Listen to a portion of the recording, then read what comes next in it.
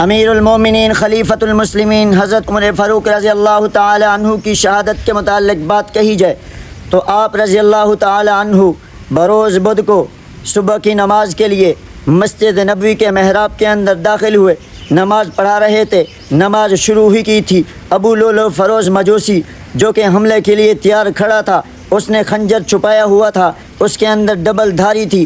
آپ رضی اللہ تعالیٰ عنہ پر فوراً حملہ کر دیا، جس میں اس نے 3 وار کیے، ایک روایت کے مطابق اس نے 6 وار کیے، جن میں سے ایک وار ایسا کیا جو آپ رضی اللہ تعالیٰ عنہ کے زیر ناف وار کیا، جس سے آپ فوراً گر پڑے۔ آپ رضی اللہ تعالیٰ عنہ نے فوراً اپنا نماز میں نیب بنایا، حضرت عبد الرحمن بن عوف کو آگے فرمایا۔ حضرت عبد الرحمن بن عوف نے نماز مکمل کرے، لیکن اس نماز کے دوران جب وہ ملعون حملہ کر کے واپس پلٹنے لگا، درمیان میں راستہ جب نہ ملا، درمیان میں بہت سارے لوگوں پر کم از کم 13 افراد ایسے تھے جن پر اس نے اس دھاری دار خنجر سے اس نے وار کیا، جن میں سے 6 صحابہ موقع پہ شہید ہو گئے۔ آخرکار وہ راستے نکلنے میں ناکام ہوا۔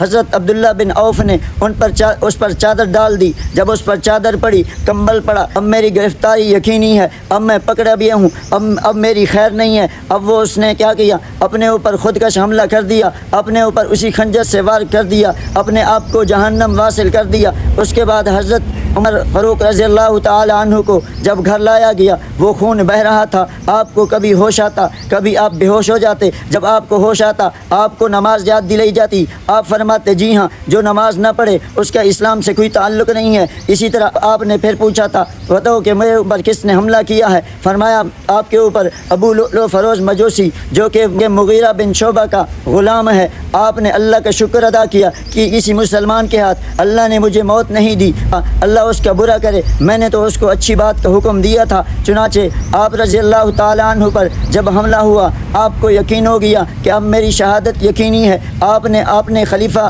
اپنا نائب مقرر کرنے کے لیے آپ نے 6 افراد پر مشتمل چند صحابہ کو مقرر کیا کہ آپ خلیفہ میرے لیے میرا جانشین بنا دیں۔ ان میں حضرت عثمان بھی تھے، حضرت علی بھی تھے، حضرت طلحہ بھی تھے، حضرت زبیر بھی تھے، اور اسی طرح حضرت عبد الرحمن بن عوف تھے۔ 6 نمبر پہ حضرت سعد بن ابی وقاص تھے۔ یہ 6 افراد کی کمیٹی آپ نے خلیفہ بنانے کے لیے، اپنا جائے نشین بنانے کے لیے آپ نے یہ 6 افراد پر مشتمل کمیٹی بنا دی تھی۔ آپ کا جنازہ حضرت صہیب نے پڑھایا تھا۔ آپ کو حضرت زبیر کے علاوہ جو 6 افراد کی کمیٹی تھی، انہوں نے آپ کو دفن کیا، انہوں نے آپ کو قبر میں اتارا تھا۔ آپ رضی اللہ تعالی عنہ روضہ رسول میں آپ کو دفن کیا گیا۔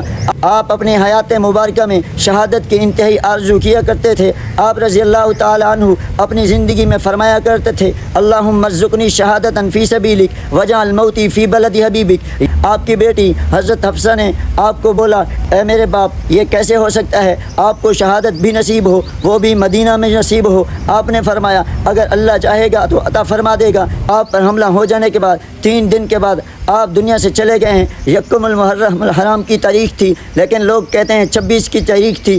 آپ کا یکم محرم سے شہادت کا کوئی تعلق نہیں ہے۔ یہ دشمنان صحابہ، دشمنان اہل بیت کا پروپیگنڈا ہے۔ یہ پوسٹر بنا کر پھیلاتے ہیں، لوگوں کو بتاتے ہیں کہ یکم محرم الحرام حضرت عمر کی شہادت کا کوئی تعلق نہیں ہے، بلکہ 26 کی تاریخ کا ہے۔ لیکن میں آپ کو بتاتا ہوں 26 کی شہادت کی تاریخ، اسی طرح 27 کی شہادت کی تاریخ جو حضرت عمر فاروق کے بارے میں بتائی جاتی ہے، مفسرین نے لکھا ہے، محققین نے لکھا ہے، مفتیان کرام نے لکھا ہے۔